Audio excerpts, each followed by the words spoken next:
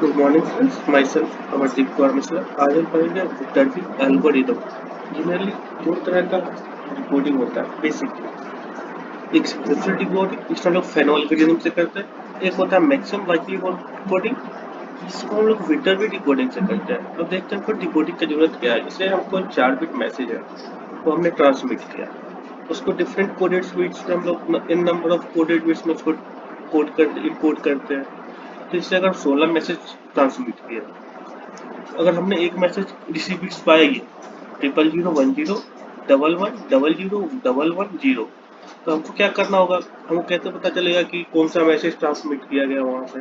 तो हम क्या करेंगे इस केस में, इस सारे कोडेड बिट्स से कंपेयर करके हैमिंग डिस्टेंस निकालेंगे और जिसका हैमिंग डिस्टेंस मिनिमम होगा वही हमारा मैसेज बिट्स होगा।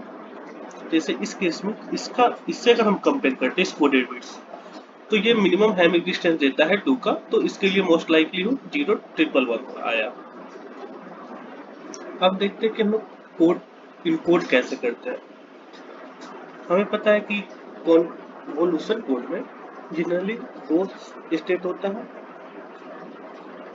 3 स्टेट होता है, एक्सएन, एक्सएन-1, एक्सएन-2। एक्सएन-1, एक्सएन-2 हमारा प्रेजेंट स्टेट होता है, एक्सएन और एक्सएन-1 हमारा नेक्स्ट स्टेट होता है। ठीक। और आउटपुट जो हमारा उसमें 2 शिफ्ट रजिस्टर होता है, एक xn-1 एक xn-2। अगर हम आउटपुट देखें तो सिंगल बिट को 2 बिट में कन्वर्ट करता है। जैसे अगर हम एक का आउटपुट क्या होगा, xn XOR with xn-2, और एक का आउटपुट होगा, एक बिट होगा xn XOR with xn-1 XOR with xn-2। Similarly उसी तरीके से, जैसे मान ली हमारा इनिशियल बिट इंस्टेट 0 0 है, मतलब दोनों शिफ्ट रजिस्टर में हमारा 0 0 है। अगर उसमें इनपुट 0 देते हैं तो क्या होगा, xn xn XOR का xn-2 का XOR 0 0 ही रहेगा। सिमिलरली दूसरा भी बिट 0 0, तो उसका नेक्स्ट स्टेट क्या होगा 0 0।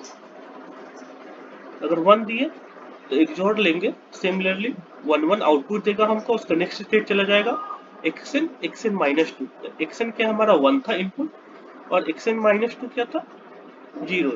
xn-1 हाँ xn-1 0 था, तो वो चला गया नेक्स्ट स्टेट 1 0 में। इस तरह से इनकोड करते हैं उसके अंदर। जैसे देखते हैं एक एग्जांपल, जिसे हमको 1 0 1 1 को इनकोड करना है तो कैसे करेंगे। इनिशियल बिट 0 0 होता है, इसमें कोई सोचना ही नहीं है। 1 दिए यहाँ पे, ये बेसिकली ये डायग्राम पूरे एग्जॉर को लेकर के बनाया गया है। ये लेफ्ट साइड में जो है वो इनपुट है, राइट साइड में जो है वो आउटपुट है, और ये जो नेक्स्ट स्टेट में जा रहा है ये सेम स्टेट में जा रहा है। बेसिकली यही चीज है।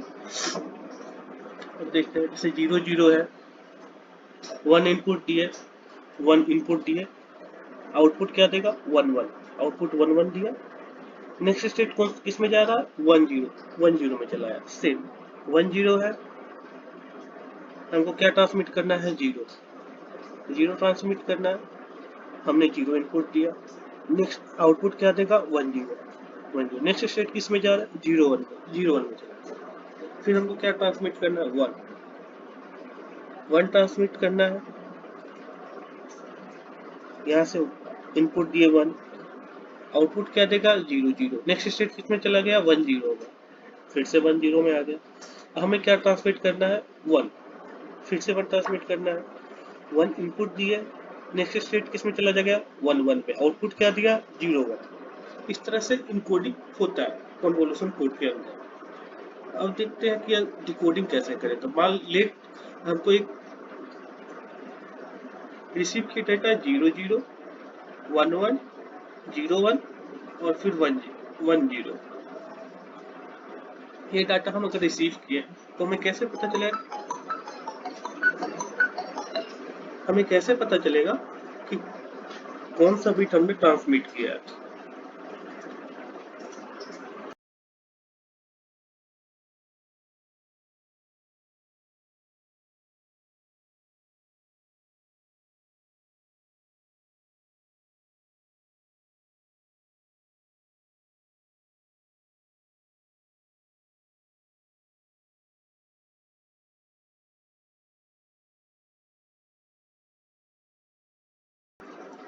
अब देखते हैं कि डिकोड कैसे करना है।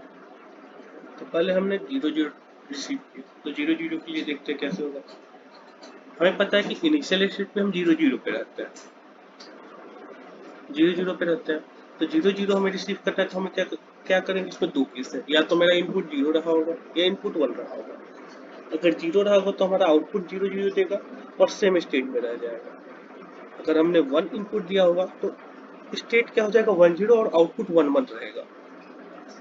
इस तरह से डिकोड करते हैं। तो 0 0 के लिए दो केस बना, 0 0 1 1। अब देखेंगे कि जब हम 0 इनपुट दिए तो इस केस में हैमिंग डिस्टेंस क्या आएगा। आउटपुट मेरा 0 0 है, तो 0 0 से कंपेयर किए तो हैमिंग डिस्टेंस 0 आया। लेकिन अब वही 1 1 से कंपेयर करेंगे तो इस केस में हैमिंग डिस्टेंस क्या आ रहा है, 2 आ रहा है।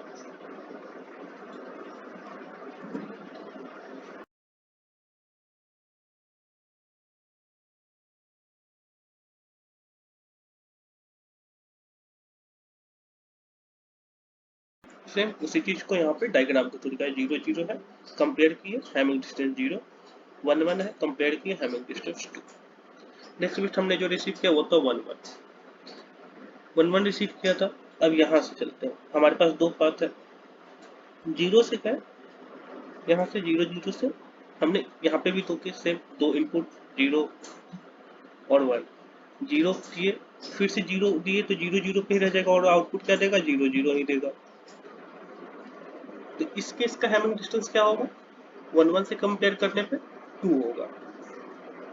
सेम इसी तरह यहाँ पे 1 दिए, आउटपुट क्या दे देगा, 1 1 और नेक्स्ट स्टेप 1 0 में चला गया। इस केस में हैमिंग डिस्टेंस क्या होगा, 0 होगा। सेम इस केस में देखेंगे 1 0 से अगर हम इनपुट 0 दिए तो 1 0 दिया, इस केस में हैमिंग डिस्टेंस 1 आया, हैमिंग डिस्टेंस 1 आया, प्रीवियस में भी हैमिंग डिस्टेंस 2 आया था, तो दोनों का सम करके टोटल हैमिंग डिस्टेंस क्या होगा, 3। सिमिलरली इस केस में अगर हम 1 इनपुट देंगे तो यहाँ पे भी हैमिंग डिस्टेंस 1 आया, इस केस में भी हैमिंग डिस्टेंस कितना हो गया, टोटल 3 हैमिंग डिस्टेंस आया इस केस में। अब चलते हैं, अगला जो बिट हम रिसीव की तो वो था 0 1, 0 1 रिसीव किए थे, यहाँ पे टोटल यहाँ तक आ चुके हैं, तो यहाँ से जाओ। हाँ, इस केस में क्या होगा, हम 0 इनपुट दिए, इनिशियल स्टेट 0 0 था, सेम स्टेट में रह गया, आउटपुट देगा क्या, आउटपुट भी देगा 0 0, आउटपुट 0 0 दिया, हमने रिसीव किया था 0 1, हैमिंग डिस्टेंस क्या होगा, 1 होगा। तो पहले का 2 और अभी का 1, तो टोटल 3 हैमिंग डिस्टेंस हो गया इस केस में। अगर हम इस केस में चले,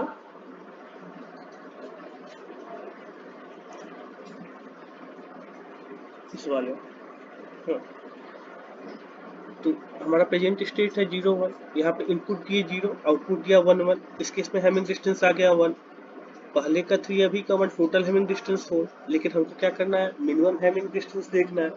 तो मिनिमम हैमिंग डिस्टेंस के लिए क्या होगा, ये वाला पाथ मिनिमम हैमिंग डिस्टेंस 3 होना चाहिए, एक केस में 3, एक केस में 4 आ रहा है, तो हम क्या करेंगे, मैक्सिमम हैमिंग डिस्टेंस वाले को एलिमिनेट कर देंगे। तो जो ये वाला पाथ था 0 0 से 1 0, 1 0 से 0 1, 0 1 से फिर से 0 0, इसको एलिमिनेट कर देंगे। एलिमिनेट किए तो हमारे पास बस ये वाला पाथ रह गया, इस वाले को एलिमिनेट यहीं से करके इसके आगे नहीं गए। अब ये दो, इस दोनों से चलना, तो जैसे हमने 0 यहाँ पे ट्रांसमिट किया, इनपुट डाला, तो इनपुट हमें क्या आउटपुट देगा, इस केस में ये 1 0 पे है, 0 इनपुट दिए, नेक्स्ट स्टेज 0 1 में चला गया, आउटपुट दिया 1 0 से। इस केस में हैमिंग डिस्टेंस अभी तक 0 था, लेकिन इस केस में क्या हो गया, 0 1 था, हमने रिसीव किया था 1 0, हमारा आउटपुट है, हैमिंग डिस्टेंस 2 हो गया।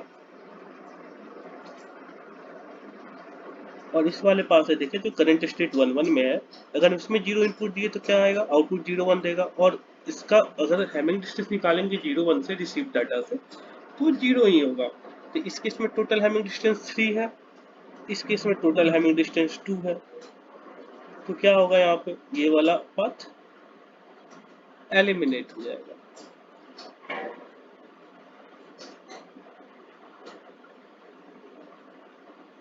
एलिमिनेट हो गया ये वाला पाथ।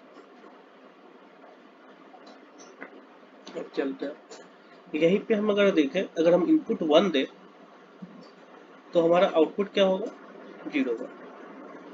और सेम उसी डायग्राम से हमें कंपेयर करना है जो हमें पिछले में यहाँ पे दिया हुआ है, ये वाला सेम इसी से कंपेयर करें, क्योंकि ये हम लोग टोटल कन्वोल्यूशन कोड का एक्सोर का पूरा डायग्राम, इनपुट आउटपुट सब कुछ, नेक्स्ट स्टेट ये सब लेकर के बनाए सिंपली।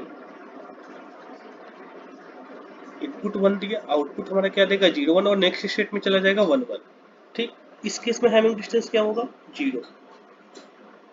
तो इसका प्रीवियस भी 0 था, हैमिंग डिस्टेंस अभी भी 0 है, तो टोटल हैमिंग डिस्टेंस 0 हो गया। नेक्स्ट, अब इसके लिए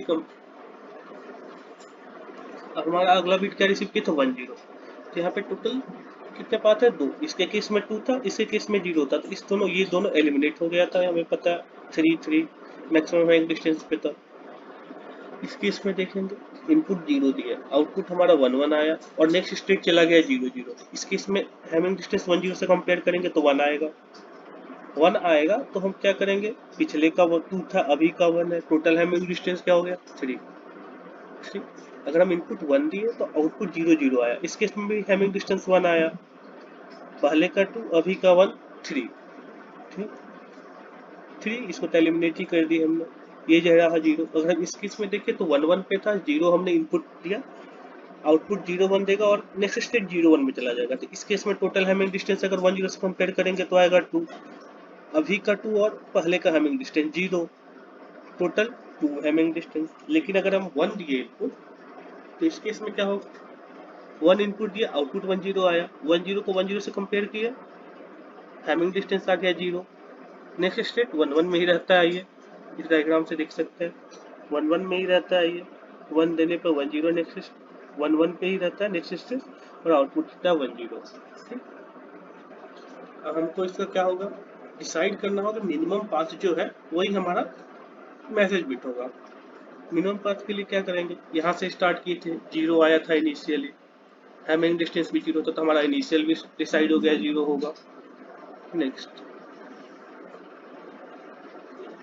यहाँ से चलो तो इसका हैमिंग डिस्टेंस, इस पूरे पाथ का हैमिंग डिस्टेंस देखिए तो 0 है, तो इसमें सारा इनपुट हमारा क्या है, यहाँ पे 1 है तो एक बिट यहाँ का 1 हो जाएगा, फिर अगले स्टेप में 1 तो नेक्स्ट बिट 1, फिर अगले स्टेप में इनपुट 1 तो फिर से नेक्स्ट बिट 1, तो हमारा जो मैसेज बिट होगा वो होगा 0 1 1 1। This is all from my side. Okay, thank you very much.